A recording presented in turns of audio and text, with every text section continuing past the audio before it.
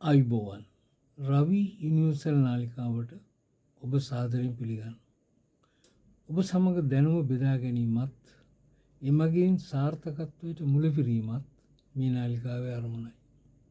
දහම, විද්‍යාව, සාහිත්‍යය, අධ්‍යාපනය මෙන්ම ජීවිතය පිළිබඳව විචාරශීලීව හා නව අදහස් පුබුදු කරවන විවිධ මාතෘකා ඔස්සේ ඔබ හමුවීමට බලාපොරොත්තු වෙනවා. මම විශ්‍රාමික ජ්‍යෙෂ්ඨ කතිකාචාර්ය රවි ජයනන්ද. අද අපගේ කොළුඳුල් මාතෘකාව වන්නේ බුදුන් හෙළි කළ දහම හා නිවනට මඟ යන්නයි. ප්‍රථමයෙන්ම බුදුන් හෙළි කළ දහම බුද්ධාගම හෝ බෞද්ධ දර්ශනය ලෙස හැඳින්වීම සාවද්‍ය බව නැතොත් වැරදි සහගත බව අවධාරණය කරන්න ඕන.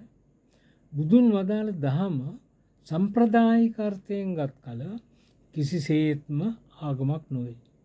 එය ලෝක ස්වභාවයයි. නැතොත් විශ්වීය ධර්මතාවයයි. එය බුදුරජාණන් වහන්සේගේ ආගම නොවේ. සියලුම බුදුවරුන් හෙළි කරන්නේ එකම ධර්මතාවයයි. සරලව ගත් කල දර්ශනය යනු ලෝකයේ පිළිබඳව මිනිසාගේ දැක්ම ලෙස හැඳින්වුවහොත් එවිට දහම පදනම් කොටගෙන දර්ශනයක් ගොඩනගා ගන්න පුළුවන්. එහෙත් එය දහම නොවේ. මෙම මාතෘකාව තෝරා ගැනීමට ප්‍රධාන හේතුව ඔබට දහම පිළිබඳ පැහැදිලි අවබෝධයක් ලබා දීමට සහාය වීමයි. ඔබට නිසැකවම දහමේ අඩංගු විවිධ ධර්මතාවයන් පිළිබඳව අවබෝධයක් ඇතැයි සිතමි. එහෙත් වෙන්වෙන්ව එක් එක් ධර්මතාවයන් නැතොත් සංකල්පයන් දැනගැනීමෙන් පමණක් දැනුම සම්පූර්ණ නොවේ. වැදගත් වන්නේ සංකල්පය දැනගැනීම මෙන්ම ඒවා අතර අන්තර් සම්බන්ධතාවයද පැහැදිලිව අවබෝධ කර ගැනීමයි. ඒ සඳහා හොඳම උදාහරණය වන්නේ මිහිඳු හිමියන් විසින් තිස්ස රජතුමා වෙත ඉදිරිපත් කරන ලද ප්‍රශ්නමාලාවයි. ඒවායේ මූලික පරමාර්ථය වූයේ රජතුමාට සංකල්ප පැහැදිලිව තේරුම් ගත හැකිද යන්න පමණක් නොව විශේෂයෙන් එම සංකල්ප අතර සම්බන්ධතාවය අවබෝධ කරගත හැකිද යන්න තීරණය කිරීමයි. උදාහරණයක් ලෙස අප කවුරුත් දන්නා අඹ පැණියේදී මේ අඹ ගස වෙනත් අඹ ගස් හා වෙනත් ගස යන සංකල්ප තුන ස්ථාපිත කොට වෙනත් අඹ ගස් වෙනස් ගස් වලට අමතරව තවත් ගස් තිබේදයි යන ප්‍රශ්නය මගින් මිහිඳු හිමියන් පරීක්ෂා කරන ලද්දේ එම සංකල්ප තුන අතර සම්බන්ධතාවය රජතුමාට පැහැදිලි වේදයි යන්න පරීක්ෂා කිරීමයි. නෑදෑ ප්‍රශ්නය ඊටත් වඩා බරපතලයි. එහිදී නෑයෝ හා නොනෑයෝ යන සංකල්පයන් දෙක පමණක් මිහිඳු හිමියන් විසින් ස්ථාපිත කළා. තමා යන සංකල්පය ඒ අතරට සම්බන්ධ වන අයුරු මහරජු තේරුම් ගනිවිද යන්න පරීක්ෂාවට ලක් කරුණේ නෑයෝ හා නොනෑයෝ හැරෙන්නට තවත් අය වේදයි යන්න පැනෙනි. වෙනත් ඕනෑම විෂයක් සම්බන්ධයෙන් මෙන්ම දහම තේරුම් ගැනීමේදීද මෙම ගැටලුව අප හමුවේ පවතිනවා. ශ්‍රද්ධාව, ශීල, සමාධි, ප්‍රඥා, ආර්ය අෂ්ටාංගික මාර්ගය, පංච නීවරණ ධර්ම, සප්තබොජ්ජංග ධර්ම, ආනාපාන සති භාවනාව, විපස්සනා භාවනාව, පටිච්චසමුප්පාදය හා චතුරාර්ය සත්‍ය යන මේ මූලික ධර්මතාවයන් පිළිබඳ අවබෝධයක් තිබුණත් එම ධර්මතාවයන් අතර සම්බන්ධතාවය කෙබඳුද? ඒ අසුරින් නිවන් මඟට පිවිසෙන්නේ කෙසේද යන්න පැහැදිලි කරන අවස්ථාව විරලයි. මේ අවස්ථාවේදී ඉහත සඳහන් කළ ධර්මතාවයන් පිළිබඳව වෙන් වශයෙන් ඔබට යම් ප්‍රමාණයකට හෝ අවබෝධයක් ඇතැයි අනුමාන කරනවා. කාලය පිළිබඳ ගැටලුද සලකා මෙහිදී එම ධර්මතාවයන් අතරේ සම්බන්ධතාවය පිළිබඳව පමණක් සලකා බලමු. මේ සමගත චිත්ත සිතියම මගින් දහමේ ධර්මතාවයන් අතර ඇති සම්බන්ධය අවබෝධ කර ගැනීමට උපකාර වෙනවා. දහමේ මූලික හරය වන්නේ චතුරාර්ය සත්‍යයයි. එනම් දුක ඇතිවීමට හේතුව දුක නැති කිරීම හා දුක නැති කිරීමේ මාර්ගයයි. මෙයින්ද දුක ඇතිවීමට හේතුපාදක වන පටිච්චසමුප්පාදය හා දුක නැති කිරීමේ මාර්ග වන ආර්ය අෂ්ටාංග මාර්ගය අතිශයින් වැදගත් වෙනවා. චිත්තසිතීමේ දැක්වෙන පරිදි නිවන් මඟට පිවිසීමේදී පළමු පියවර වන්නේ ශ්‍රද්ධාවයි. එනම් දහම හා බුදුරජාණන් වහන්සේ කෙරෙහි වන අචල විශ්වාසය හා ගෞරවය. එය අන්ධ භක්තිය නම් නොවේ. ශ්‍රද්ධාවෙන් යුතුව ධර්ම මාර්ගයේ පළමු පියවර ගන්නා කෙනෙකුට ඊළඟට වැදගත් වන්නේ ශීලය වැඩිමයි. ඒ යටතේ ආර්ය අෂ්ටාංගික මාර්ගයට අයත් වන සම්මා වාචා, සම්මා කම්මන්ත, සම්මා ආජීව එනම් නිවැරදි වචනය, නිවැරදි කර්මාන්ත මෙන්ම නිවැරදි හා ධාර්මික දිවිපැවැත්මද ඇතුළත් වෙනවා. ශීලය වඩවාගත් පසු ධර්ම මාර්ගයේ ඉදිරියට යාමේදී සමාධිය වඩවාගත යුතුය. සමාධිය යටතට සම්මා වායාම, සම්මා සති හා සම්මා සමාධි අයත් වෙනවා. වෙනත් කමඨං ක්‍රම තිබුණද සමාධිය වැඩිම සඳහා ප්‍රශස්ත වන්නේ ආනාපාන සති භාවනාවයි. ආනාපාන සති භාවනාවේදී යෝගියා තම නාස්පුඩුවෙන් ඉහළට හා පහළට වැටෙන හුස්ම පොද උඩුතල මත ස්පර්ශවන ස්ථානය වෙත තම සිහිය පිහිටුවා ගන්නවා. එය ක්‍රමානුකූලව නිවැරදිව අනුගමනය කරන විට සමාධිය ළඟා වන අතර උඩුතල මත යම් සංවේදනාවක් දැනීම තුළින් එය තහවුරු වෙනවා. දැන් ශීලය හා සමාධිය වඩවා ගැනීමෙන් අනතුරුව ප්‍රඥාව වෙත යොමු පුළුවන්. ප්‍රඥාව යටතේ සම්මා දිට්ඨිය නැතහොත් පින්පව් ඇති බව දැනීම, ඒවායේ ඵල ඇති බව දැනීම හා මරෙන්න මතු ඉපදීමක් ඇති බව දැන ගැනීම ඈත් වෙනවා.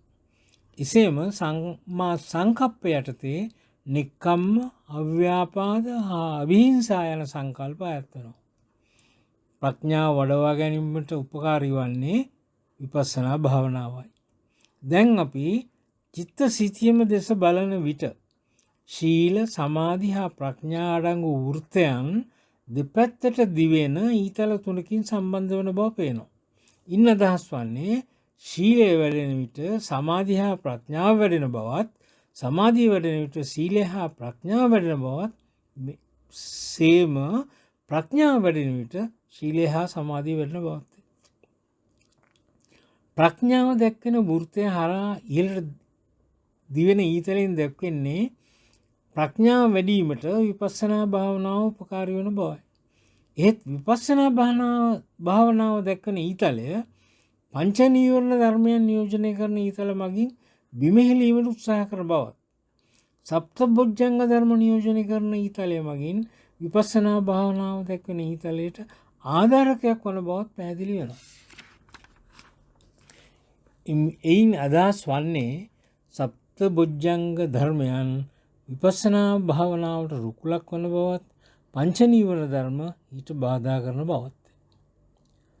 තවදුරටත් විපස්සනා භාවනාව නිරූපණය කරන ඊතලය පටිච්චසමුප්පාද චක්‍රයේ වේදනා යන පුරුක හා ගැටෙන බව නිරීක්ෂණය කරන්න. දැන් අපි පටිච්චසමුප්පාද චක්‍රය වෙත හැරෙමු. පටිච්චසමුප්පාදය බුදුන් වදාළ දහමේ උසස්ම ධර්ම ලෙස සැලකෙනවා. එක් ධර්මතාවයක් මගින් තවත් ගැටළු සහගත ධර්මතාවයක් ඇති කරන පහසුවෙන් බිඳ දැමිය නොහැකි විෂම චක්‍රය පටිච්චසමුප්පාද චක්‍රයයි. එය දුකට හේතු වන ධර්මතා අතර සම්බන්ධතාවය විග්‍රහ කරන දුක්ඛ චක්‍රයක්. දහමේ පරමාර්ථය මෙම දුක්ඛ චක්‍රය බිඳ දමා නිවනට පැමිණීමයි. එය බිඳිය හැක්කේ ආර්ය අෂ්ටාංග මාර්ගයේ ප්‍රමුඛ කොටගත් විපස්සනා භාවනාවෙන් පමණයි. පටිච්චසමුප්පාද විෂම චක්‍රය පිළිබඳව ඔබ යම් දුරකට හෝ දැනුවත් යයි සිතමි. ඒ අනුව මෙම චක්‍රය ප්‍රායෝගිකව බිඳහෙළන ආකාරය පිළිබඳව පමණක් සාකච්ඡා කරමු. ශ්‍රද්ධාව සීලය හරහා ආනාපාන සති භාවනාව තුළින් ඉතා කෙටි මොහොතවල් කිහිපයකට හෝ සමාධිය වඩවාගත් විට විශේෂයෙන් ඔබේ උඩුතොල මත යම් සංවේදනාවක් දැනෙන්නට පටන් ගන්නවා. ඒ උණුසුම් බවක් හෝ සීතල බවක් හෝ කම්පනයක් හෝ වෙනත් ඕනෑම සංවේදනාවක් විය හැකි.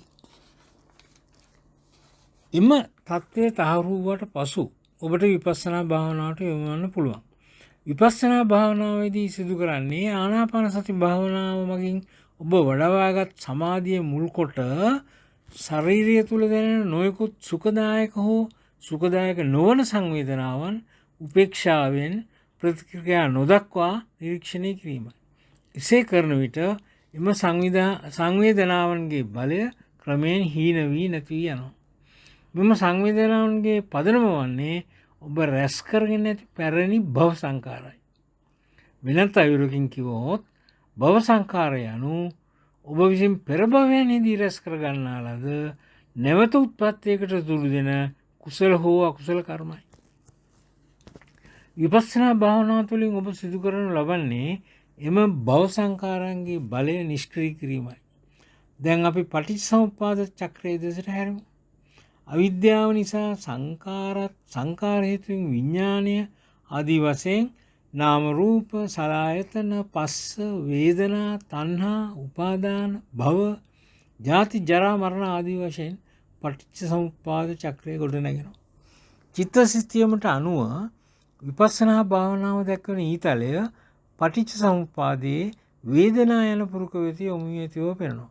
එයින් අදහස් කරන්නේ පටිච්චසමුප්පාද චක්‍රය බිඳ දමනු ලබන්නේ වේදනා යන පුරුක හරහා බවයි. එනම් ප්‍රායෝගිකව සිදුවන්නේ පැරණි භව සංකාර හේතුවෙන් මතුවන ශරීර සංවේදනා සමාධිගත සිතින් උපේක්ෂාවෙන් යුතුව නිරීක්ෂණය කිරීමේදී එම භව සංකාරයන්ගේ බලය නිෂ්ක්‍රිය වන බවයි. බොහෝ විට අප අසනු ලබන්නේ නිවන් දැකීමට තණ්හාව දුරු කළ යුතු බවයි. එහෙත් විපස්සනා භාවනාවේදී සත්‍ය වශයෙන් සිදුවන්නේ වේදනාවන්හි බලය නිෂ්ක්‍රිය කොට එය තණ්හා බවට පත්වීම වළක්වාලීමයි. ඒත් ඒ දීර්ඝ ක්‍රියාවලියක්. දැන් ඔබ ධර්ම හා නිවනට මඟ පිළිබඳව යම් අවබෝධයක් ලබා ගන්නට ඇතැයි සිතනවා. එහෙත් ඒ ශ්‍රුතමේ ඥානය පමණි. නිවන් මඟට පිවිසීමට නම් අත්‍යවශ්‍යයෙන්ම ඔබ ආනාපාන සති භාවනාව හරහා සමාධිය වඩවා විපස්සනා භාවනාවට යොමු විය යුතුමයි. දැන් අපි වැදගත්ම අවස්ථාවට පැමිණ සිටිමු.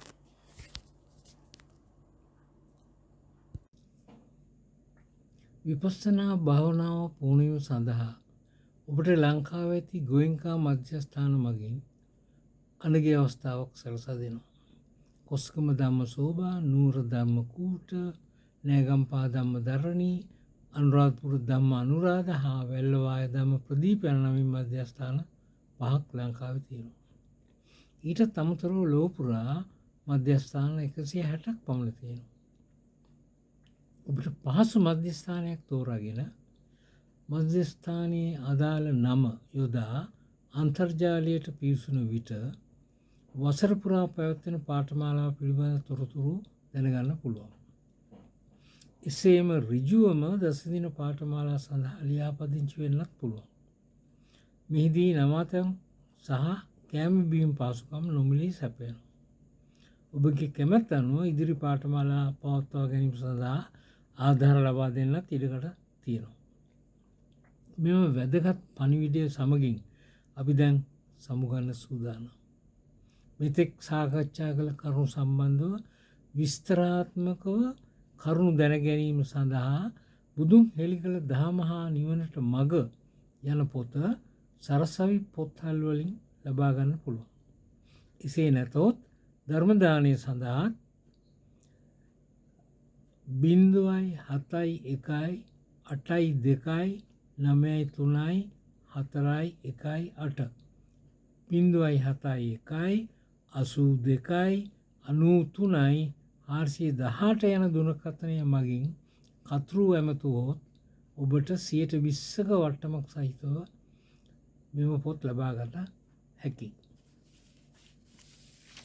මෙම ඉදිරිපත් කිරීම පිළිබඳව ඔබගේ ප්‍රතිචාර අගය කරන අතරම අන් අය අතරේ මේ බොදාහරින්න ඉදිරියේදී කරන ඉදිරිපත් කිරීම සඳහා කරුණාකර සබස්ක්‍රයිබ් කරන්න.